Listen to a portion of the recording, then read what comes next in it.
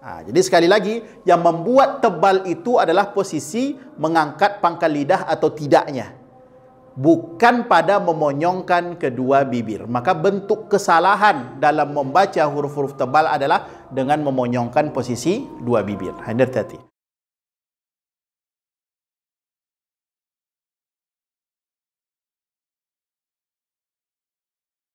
Bismillahirrahmanirrahim. Assalamualaikum warahmatullahi wabarakatuh. Sahabat Quran yang dimuliakan Allah Subhanahu wa taala, insyaallah pada kesempatan ini kembali kita akan melanjutkan video kita yang mana pada video yang lalu kita sudah selesai membahas tentang makharijul huruf. Maka insyaallah pada kesempatan ini kita akan lanjutkan lagi pembahasan pada bab-bab yang terdapat pada buku bimbingan praktis ilmu tajwid ini, yaitu kita masuk kepada pembahasan sifatul huruf. Bagi kawan-kawan yang sedang belajar atau sedang membaca buku ini, maka kawan-kawan bisa jumpai pada halaman ke-61. Baik, insyaallah akan kita lanjutkan pembahasan kita. Kita coba rincikan pembelajaran ini, yaitu pembahasan tentang sifatul huruf insyaallah. Baik, pembahasan sifat huruf ya, setelah kita menyelesaikan makharijul huruf yaitu tempat-tempat keluar huruf. Sekarang kita pindah kepada sifat huruf. Maka secara pengertian apa sih sebenarnya sifat itu? Maka sifat itu secara mudahnya bisa kita fahami dengan sifat itu adalah segala sesuatu yang menempel kepada benda. Ya, segala sesuatu yang menempel kepada benda. Contoh, bendanya besi, maka sifat pada besi itu adalah padat, contohnya. Atau sifatnya atau bendanya adalah api, contohnya. Ya, maka sifatnya adalah panas atau membakar. Maka sifat huruf berarti sifat-sifat segala sesuatu yang menempel kepada huruf hijaiyah. Apa contohnya? Contohnya adalah mengalir dan tidaknya nafas. Itu contohnya. Atau mengalir atau tidak mengalirnya suara. Atau terangkat dan tidaknya posisi pangkal lidah. Gitu. Ini adalah berhubungan dengan sifat huruf. Maka sifat huruf ini, ya, sifat huruf ini secara umum dia akan nanti terbagi kepada dua, ya. Terbagi kepada dua, yaitu pembahasannya sifat yang berlawanan yang pertama, kemudian yang kedua sifat yang tidak berlawanan. Maka pada kesempatan ini, pada video kali ini kita akan membahas tentang sifat yang berlawanan terlebih dahulu. Baik. Sifat yang berlawanan ini atau disebut juga dengan laha diddun. Maka dia terdiri dari 5 pasang, ya, 5 pasang yang akan kita selesaikan pada pembahasan ini insyaallah. Baik. Kita masuk kepada pasangan yang pertama.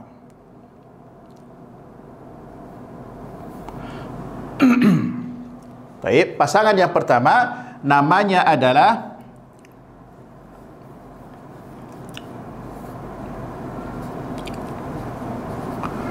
al-hamsu atau biasanya disebut dengan hamas. Kemudian lawan dari al-hamas, hamas ini adalah namanya al-jahru atau jahar.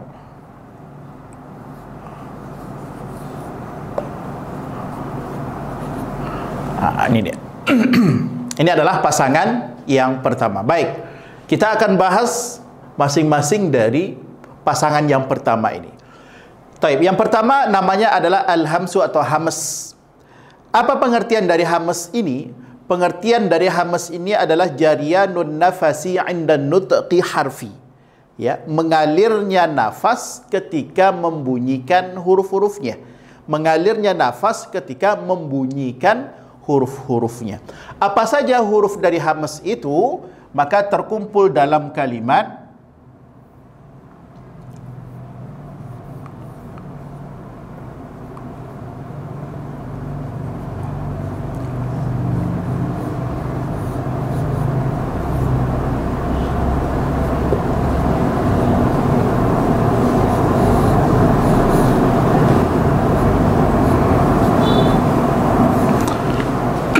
maka huruf-huruf hamas, ya, huruf hamas terkumpul dalam kalimat fahathahu syakhsun sakat. Fahathahu syakhsun sakat. Maka hurufnya ada 1, 2, 3, 4, 5, 6, 7, 8, 9, 10. Maka hamas ini memiliki 10 huruf. Jadi ini adalah hamas. Adapun lawan dari hamas namanya adalah jahar. Namanya adalah jahar. Jadi berlawanan. Kalau hamas dia mengalir nafas, maka jahar lawannya. Lawan dari mengalir itu inhibas. Inhibasun nafasi indan nutqi harfi, yaitu tertahannya nafas ketika membunyikan huruf-hurufnya. Ini adalah yang pertama. Apa huruf jahar? Ya. Apa huruf jahar? Maka jawabannya adalah selain huruf hamas. Maka kuncinya cukup menghafal huruf hamas, maka secara otomatis kita tahu huruf jahar. Itu dia posisinya. Ya. Maka kalau kita ambil satu contoh huruf hijaiyah, contohnya adalah huruf nun contohnya.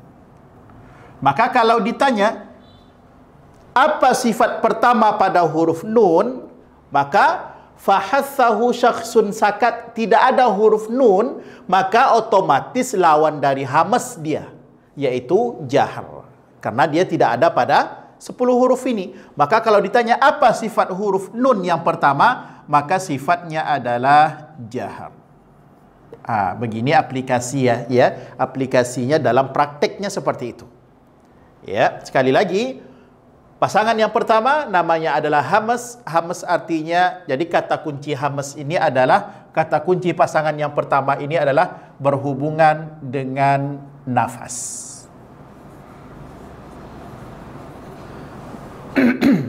Ya, berhubungan dengan nafas. Baik.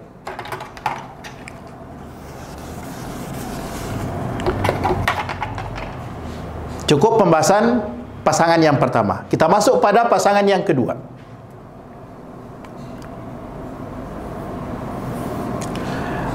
Nama pasangan yang kedua adalah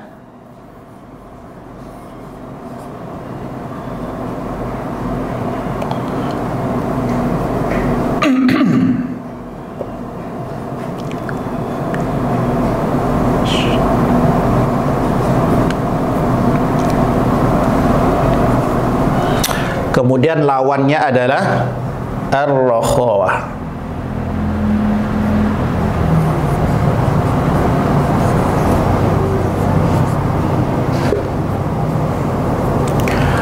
Taib. Untuk pasangan yang kedua ini, ya, untuk pasangan yang kedua ini dia lain sendiri, khusus. Ya, ada sifat yang namanya bainiyah, pertengahan. Ya. Namanya adalah at-tawassut.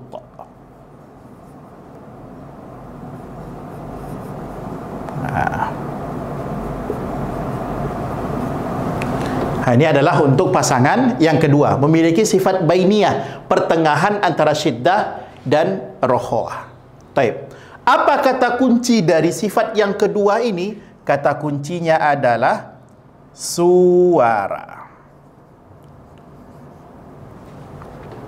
Pasangan yang pertama kata kuncinya nafas, antara mengalir nafas hamas dan tertahan nafas jahar.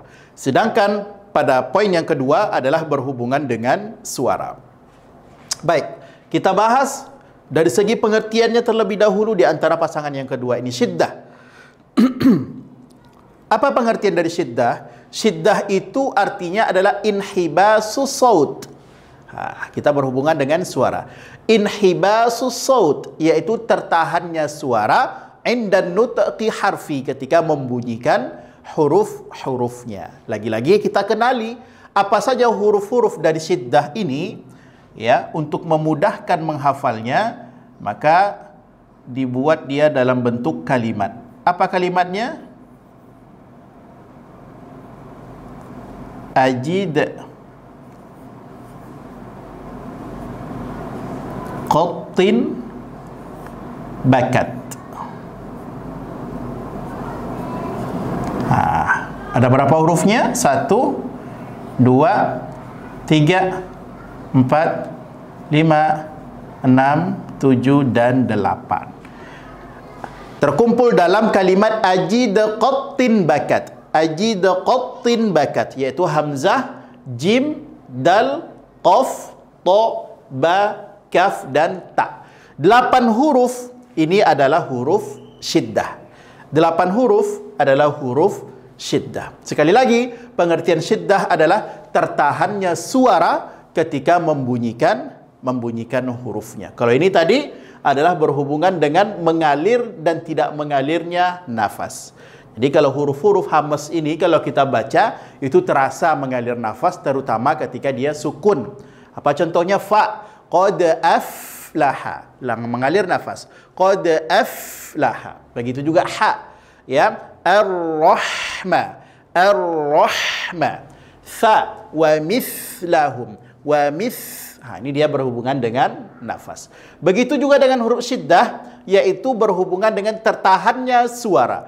Maka semua huruf qalqalah, 5 huruf qalqalah, semuanya berada di syiddah.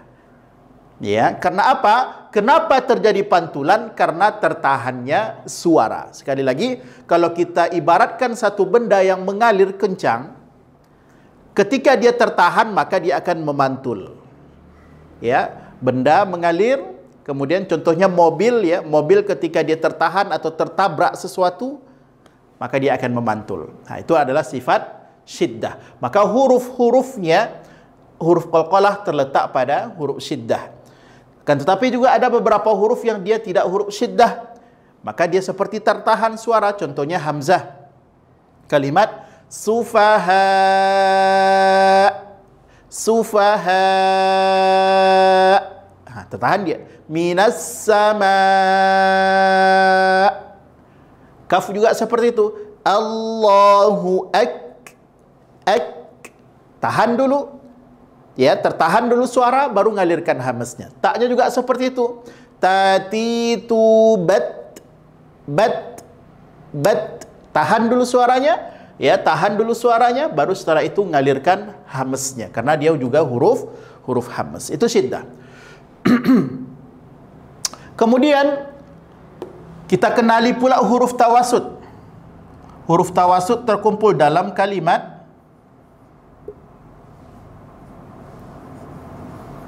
Lin Umar. 1, 2, 3, 4, 5. Lin Umar. Lam, nun, ain, mim, ra. Ini sifat huruf-huruf yang tergolong kepada tawasud. Kemudian sisa atau selain dari huruf syiddah, selain dari huruf tawasud, maka otomatis dia berada di huruf rokhawah. Jadi sekali lagi, tidak perlu menghafal huruf rokhawah, tahu huruf syiddah, tahu huruf tawasud, maka otomatis tahu huruf rokhawah. Seperti tadi dia hamas, hafal huruf hamas, maka otomatis tahu huruf jahar. Taib.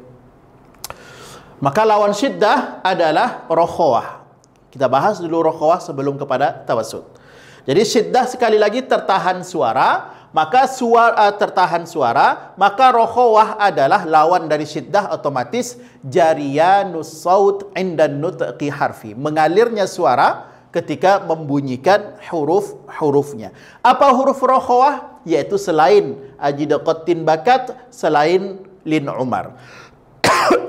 Apa contohnya? Salah satunya adalah huruf gha, kalau kita ambil contoh.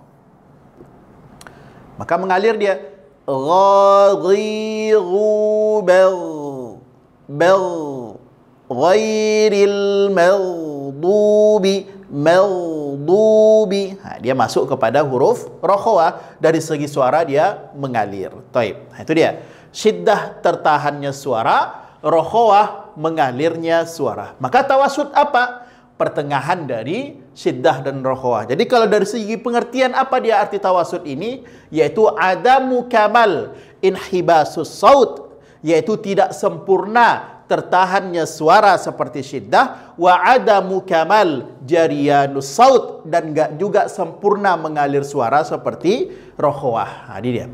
Jadi dia tidak tertahan seperti syiddah dan tidak pula mengalir sempurna seperti rokhawah. Apa contohnya? Alhamdulillah. Lam itu mengalir tapi tidak sepanjang mengalirnya rokhawah. Ghairil maghdubi, ngalir dia, tapi nun mengalir juga, lam mengalir juga, ain mengalir juga, tapi tak sepanjang ukuran mengalir rokhawah. Itu adalah pengertian dari tawassut. Sekali lagi, syiddah artinya adalah tertahannya suara, kemudian rokhawah mengalirnya suara, sedangkan tawassut adalah tidak sempurna tertahan seperti syiddah dan juga tidak sempurna mengalir seperti rokhawah. Sekali lagi, kata kuncinya adalah suara. Maka kalau kita ambil bagaimana aplikasinya, contohnya tadi adalah huruf nun. Maka sekali lagi, sifat yang pertama pada huruf nun tadi adalah jahar, karena tidak ada di fahathahu syakhsun sakat.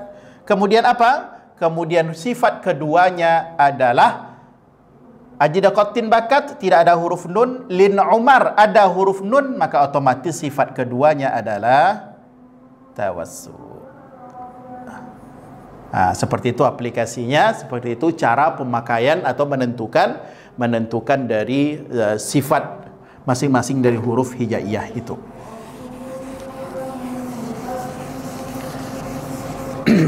Kedua, yang ketiga,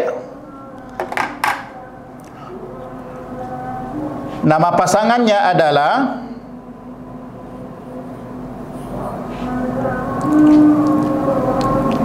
al-isti'la.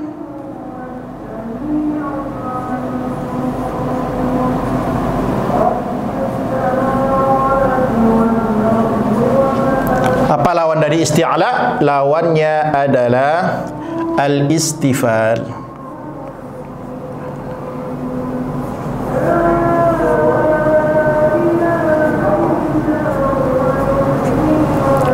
Baik. Apa arti dari isti'la? Baik, kata kunci dari isti'la dan istifal ini adalah terangkat atau tidaknya pangkal lidah.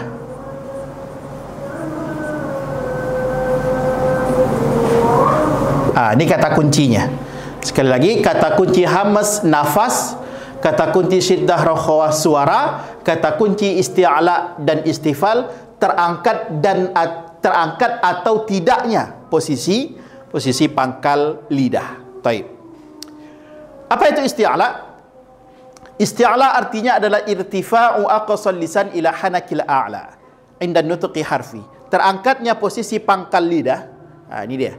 Isti'la berarti terangkatnya pangkal lidah. Ini lidah datar saya dan ini pangkal lidahnya bagian belakang. Maka isti'la itu posisi lidah akan seperti ini.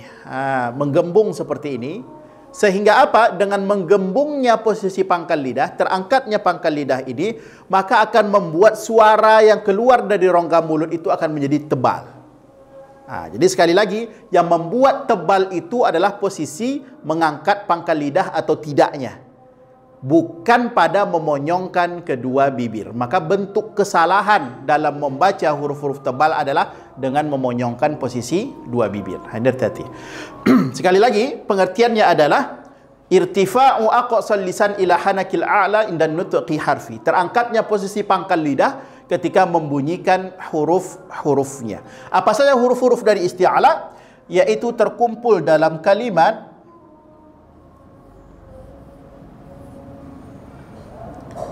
khussa, dautin, qil. Khussa, dautin, qil, yaitu 1, 2, 3, 4, 5, 6 dan 7. Maka ini adalah huruf isti'la. Atau bisa juga kita sebut huruf isti'la ini dengan huruf tebal. Taib.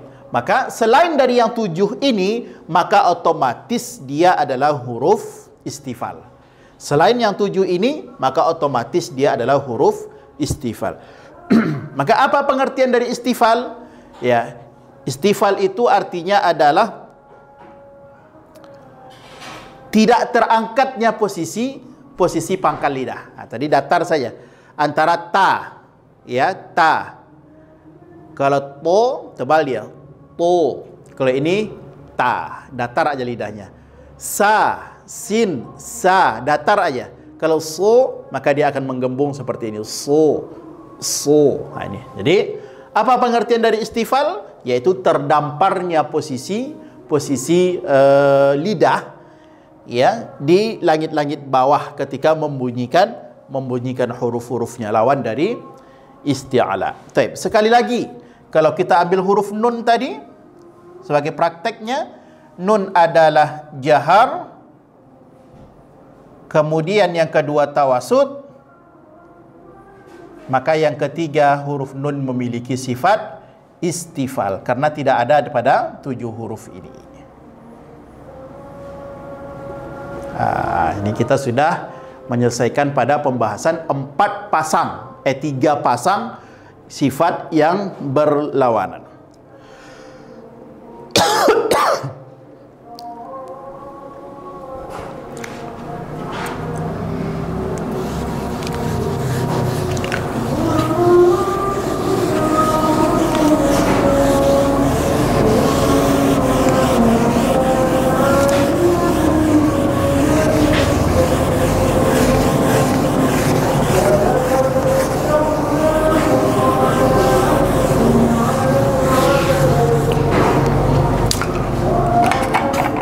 Okey, pasangan yang ketiga. Kita masuk pada pasangan yang keempat, ya. Pasangan yang keempat pada sifat yang berlawanan, namanya adalah al-itbaq.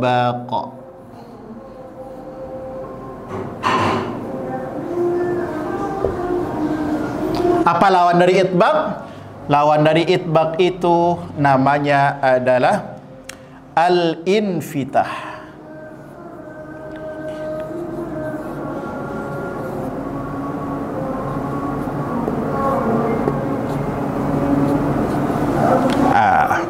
Taib. Lawan dari itbaq adalah infitah. Apa kata kuncinya?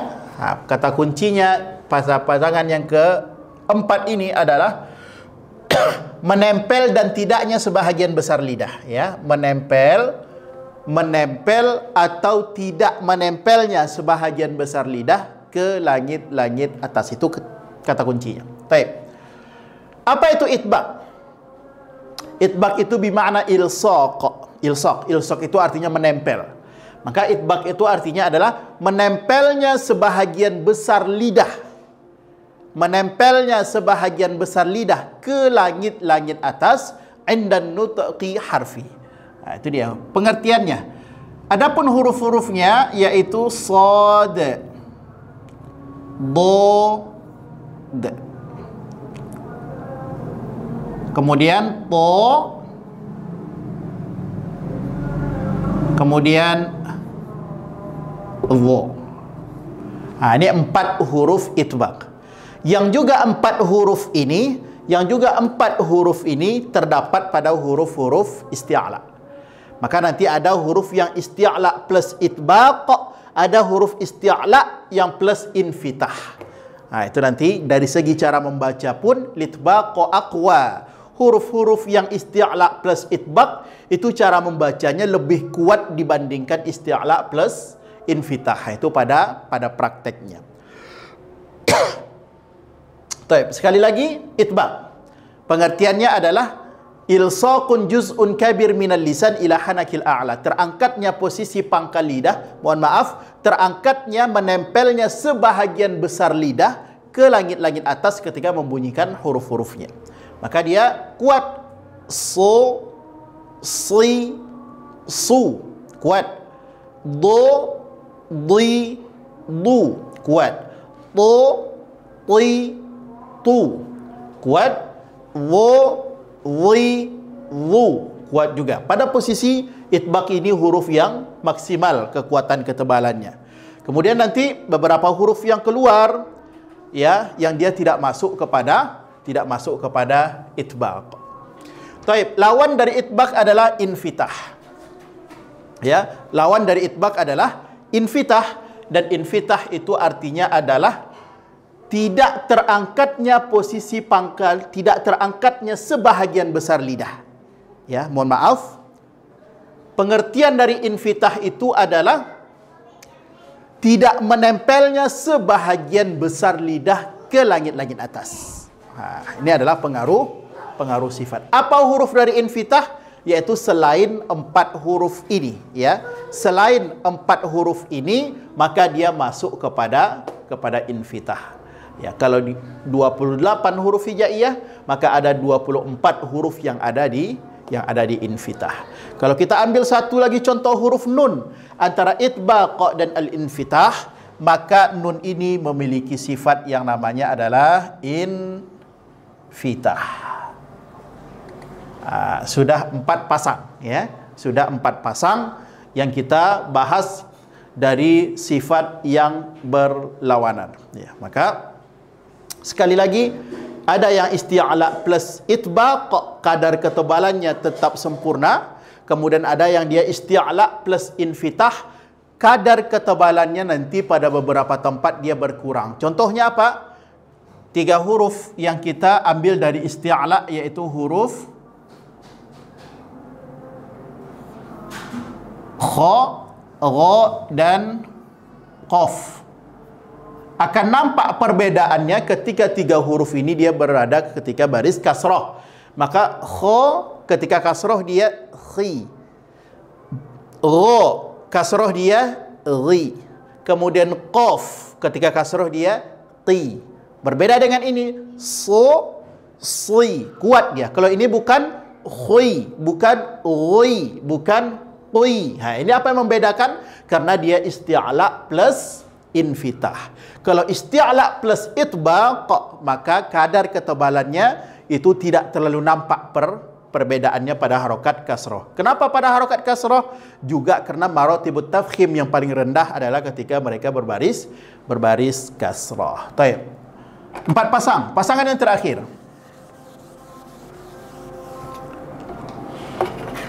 Pasangan yang terakhir, yang kelima, namanya adalah al-idlaq.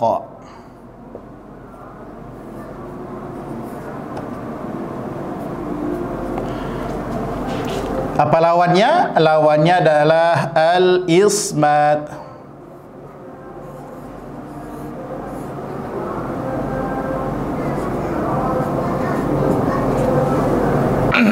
Baik. Pengertian dari idlaq adalah, ya, pengertian dari idlaq itu adalah ikhraju harfi bisuhulah. Ya, mengeluarkan huruf dari makhrajnya dengan mudah. Ya, dengan mudah, tidak berat, ya, tidak berat pada posisi lidah ke pangkal tenggorokan atau apa, ya. Dia ringan cara pengucapannya. Adapun di antara huruf-hurufnya terkumpul dalam kalimat farra min lubbin.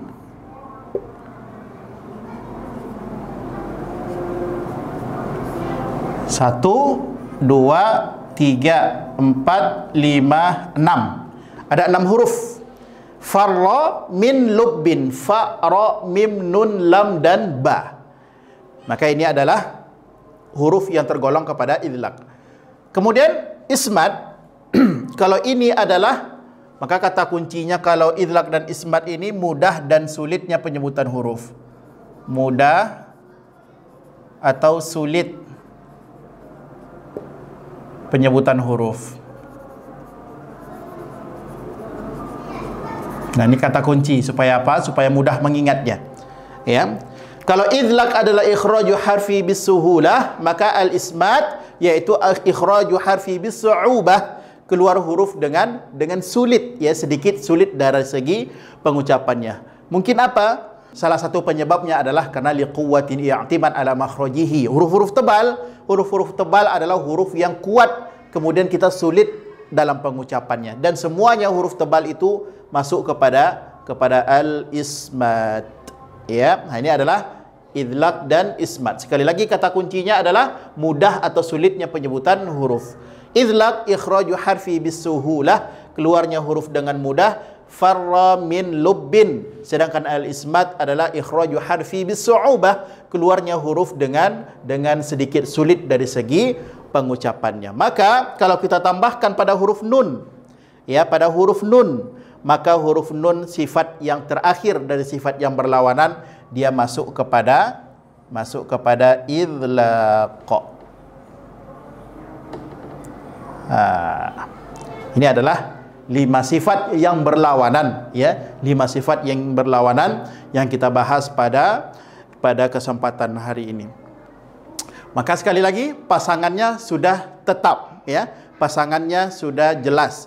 Hamas lawannya jahar, syiddah lawannya rokhawah, kemudian ada tawasud, isti'la lawannya istifal, itbaq lawannya infitah, kemudian idlaq lawannya adalah ismat. Dan ini adalah 5 pasang yang disebut dengan sifat yang berlawanan. Maka pembahagian yang kedua nanti akan kita bahas pada video berikutnya, yaitu sifat yang tidak berlawanan. Setidaknya ada 7 poin pula yang akan kita selesaikan nantinya. Alhamdulillahirabbil alamin. Kita cukupkan pembahasan kita pada sifat huruf yang berlawanan. Mudah-mudahan ini bisa menjadi bimbingan untuk kita mempelajari atau memahami sifat-sifat huruf yang berlawanan ini. Terima kasih banyak. Mohon maaf atas segala kekurangan, mohon ampun kepada Allah atas segala penyampaian. Assalamualaikum warahmatullahi wabarakatuh.